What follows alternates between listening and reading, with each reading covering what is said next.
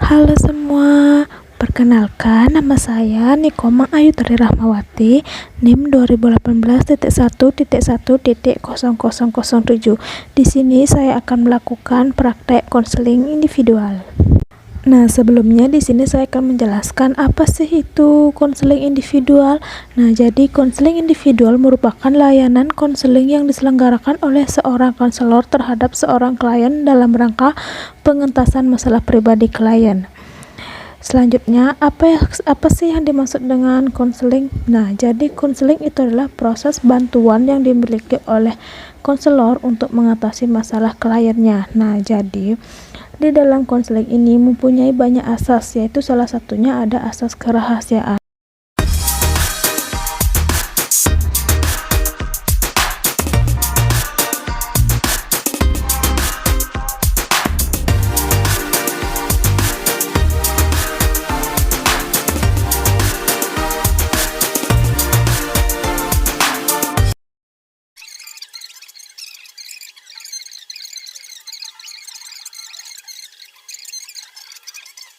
Selamat pagi, Bu. Iya, selamat pagi. Kamu Krisna, anak kelas 10 ya? Iya, Bu. Ada yang bisa Ibu bantu? Ada. Saya mau cerita. Cerita apa? Silakan. Saya kalau kadang presentasi itu gugup di depan kelas, Bu. Oh iya, sebelumnya kamu udah pernah konseling? Belum. Jadi diizinkan Ibu akan menjelaskan sedikit apa itu konseling. Jadi konseling itu adalah proses bantuan yang dimiliki oleh konselor untuk mengatasi masalah kliennya. Kalau kliennya itu yaitu adik. Jadi konseling ini mempunyai asas, yaitu asas kerahasiaan. Jadi adik kalau mau cerita tentang masalah yang adik alami, boleh saja nanti saya akan merahasiakan masalah yang kamu alami. Seperti itu. Apa bisa dimengerti? Bisa. Sekarang coba bisa diceritakan masalah apa sih yang adik alami saat ini? Saat presentasi di depan kelas, saya kadang gugup karena banyak yang melihat. Gugup. Gugup. Kalau adik gugup saat di depan kelas, adik biasanya ngapain?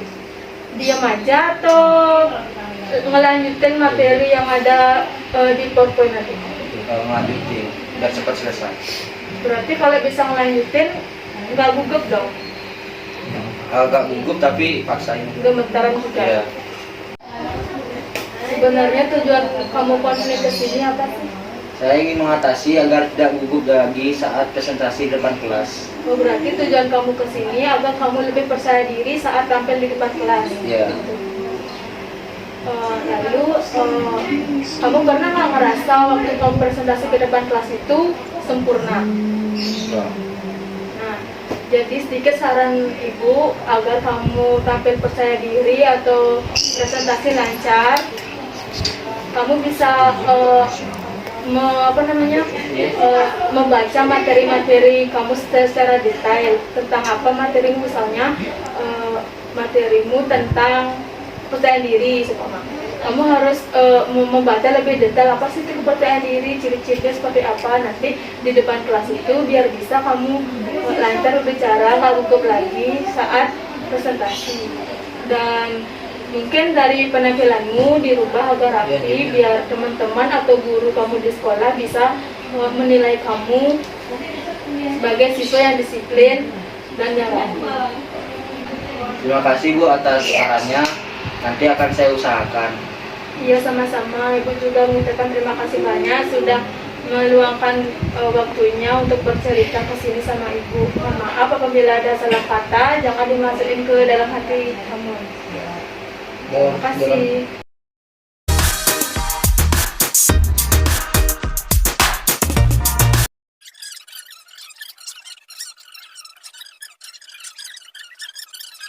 Selamat pagi. Kamu Gila ya? Iya, Bu. Iya, saya ada Gila dari kelas 10 2. Saya ingin mengeluh kesahkan masalah sendiri. Iya. Sebelumnya, adik udah pernah konseling?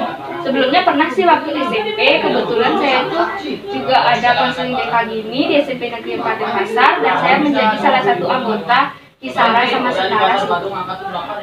Baik, coba Ibu akan menjelaskan sedikit tentang konseling. Jadi konseling itu proses bantuan yang dimiliki oleh konselor untuk mengatasi masalah kliennya yaitu adik. Nah, di dalam konseling ini mempunyai asas, yaitu asas kerahasiaan.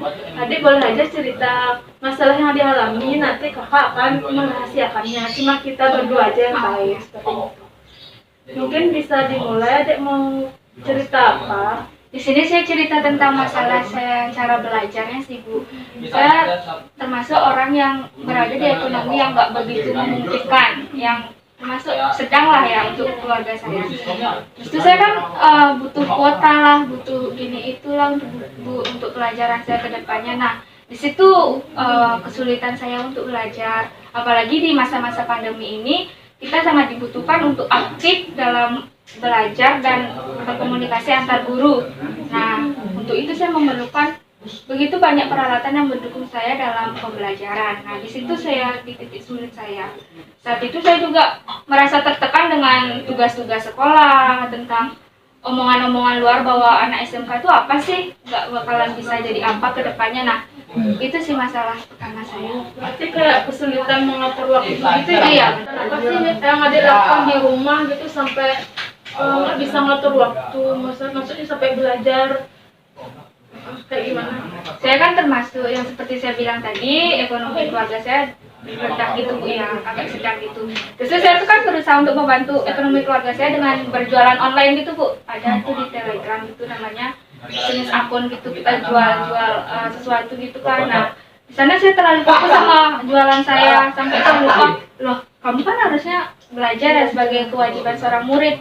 Tapi saya malah gini menyampingkan kegiatan belajar saya. Di saat itu juga saya mulai belajar menggambar untuk meningkatkan style art saya. Soalnya saya maunya nanti kan jualan gambar juga. Nah, di sana saya cuma fokus di sana doang.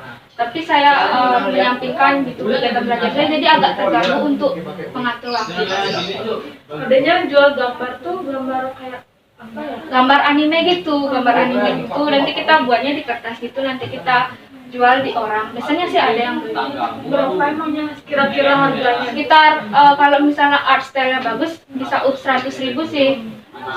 Kita juga jualan art digital gitu. Itu bisa dijual itu ke orang-orang. Kalau orang tua adik ngedukung nggak kalau adik jual gitu? Mendukung sih, banget mendukung. Soalnya lumayan lah pakai uang jajan gitu loh untuk membantu orang tua.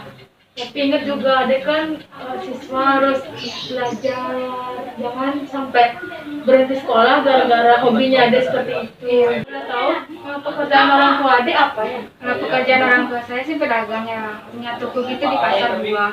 Itu mereka kayak pedagang buah gitu. Kalau untuk saudara saya kerja di pegadaian gitu loh, di bank-bank gitu. Adik berapa saudara? Cuma satu doang. Kakak doang cowok. Kakak cowok kerja di pegadaian. Benar. Kalau kakak adik ngedukung nggak kalau adik Ngedukung. jualan gitu? Ngedukung semua orang keluarga saya tahu kalau saya Semua ngedukung. ngedukung. Ini terima kasih untuk keluh kesahnya, adik udah mau cerita sama kakak. Mungkin kakak ada salah kata atau perbuatan yang masuk hati bagi adik, kakak mohon maaf. Terima kasih juga sudah mendengarkan keluh kesah saya tanpa memojokkan saya sendiri. Saya nanti akan datang konseling lagi. Terima kasih Bu ya. Sama-sama.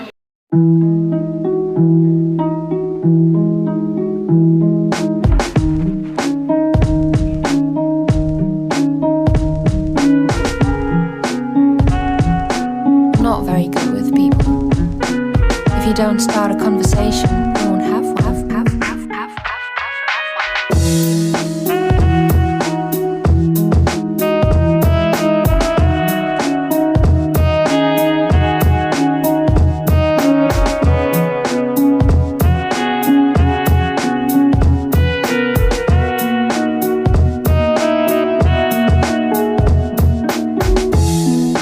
Not very good with people.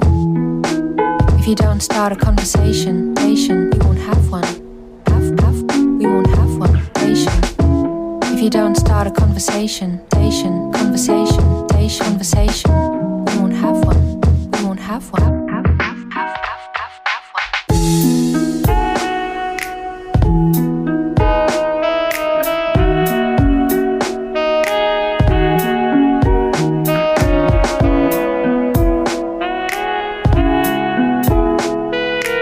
Not very good with people. start a conversation, you won't have one. I'm not very good with people. If you don't start a conversation, you won't have one. We won't have one.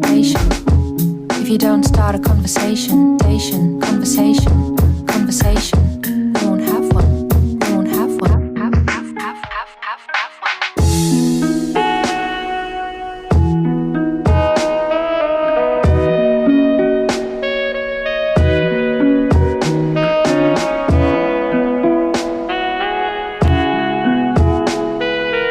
Not very good with people. If you don't start a conversation,